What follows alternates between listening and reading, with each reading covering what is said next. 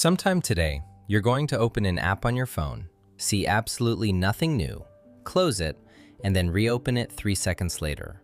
You just checked. There's nothing there. You literally just verified that. But your thumb reaches out and clicks the icon anyway. It's a completely broken loop. Your brain isn't even looking for content anymore. It's just panic clicking a locked door because it physically cannot handle 3 seconds of empty space. We call it being distracted. We call it doom scrolling or a lack of discipline. We look at our unfinished tasks, our half-baked creative ideas, and our exhausted bodies, and we tell ourselves that we are just lazy. But laziness implies a choice. It implies you're choosing comfort over effort. If you look closely at this loop, though, it doesn't look like comfort at all. It looks like a defensive crouch. Your mind isn't refusing to work. It's aggressively filling space to ensure a specific, raw human feeling never gets the chance to arrive. The cost of this constant evasion isn't just a few wasted hours. It's a slow, quiet flattening of our daily experience.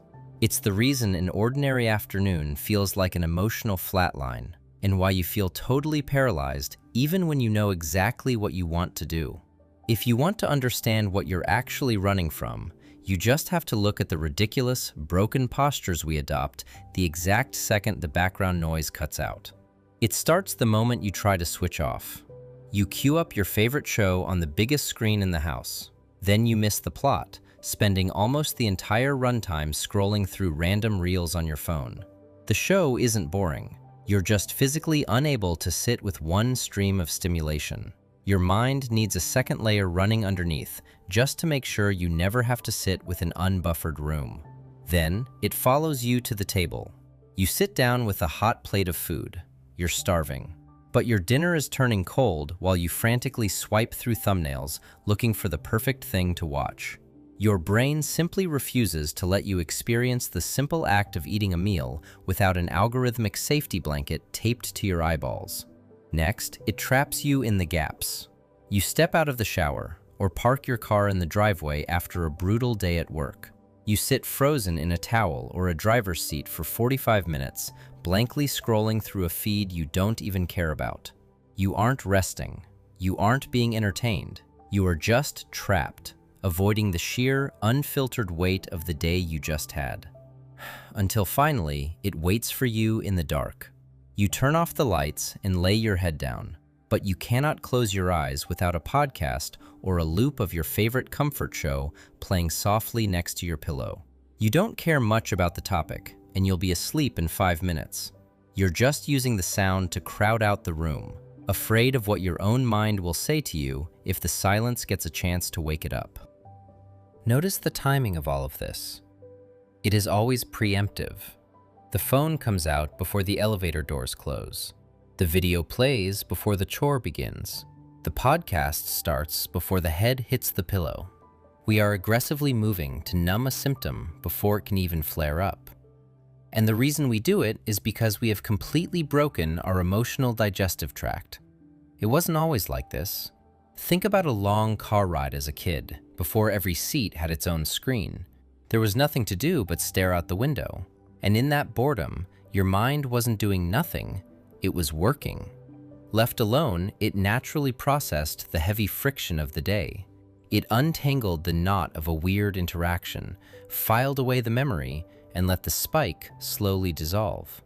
By the time the car pulled into the driveway, the feeling had usually metabolized on its own. Somewhere along the way, that quiet got engineered out of existence. Not by us exactly, just slowly, screen by screen, until there was nowhere left for it to survive. The exact second a heavy emotion or a pocket of boredom appears now, the screen is already in our hand, but a suppressed emotion does not disappear.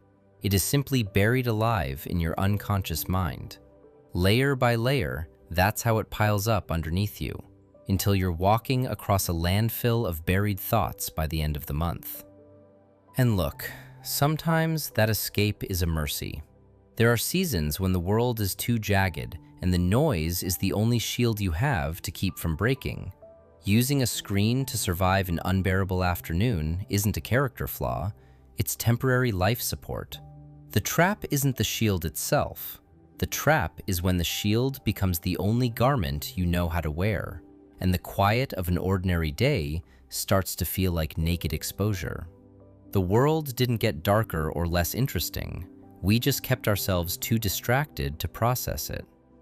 Because this dependency was built gradually, one filled second at a time over years, you cannot cure it with an aggressive digital detox. Extreme shifts just exhaust your willpower and lead to a heavy relapse by the weekend. The shift happens in the tiny, unscripted fractions of a normal afternoon.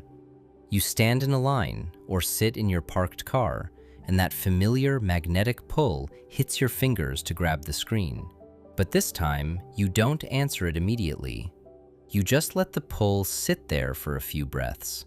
You watch your own hand crave the escape, and you wait. There is no grand existential breakthrough in that gap. It is just the slightly restless, boring texture of being a person in a room with nothing to do for a moment. But if you can stay right there, your nervous system finally catches up to your body. The mind finally takes a breath. The spaces between things used to be the very texture of our days. The queue moved at the speed of the queue. The journey took as long as it took, and the silence before sleep was just silence. We filled them in because running away became easier than staying still. The pull to run away will still be there tomorrow.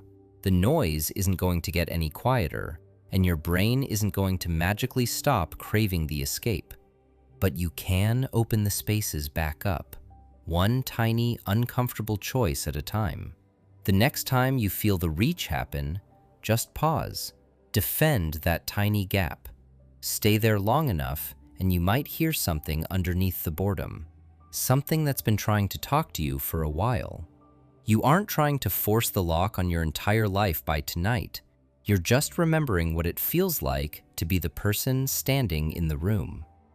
And who knows, you might be surprised to find that these small pockets of silence end up being your favorite part of the day. If you finally found the words for how you feel today, welcome. New reflections are shared every Sunday. Feel free to stay a while.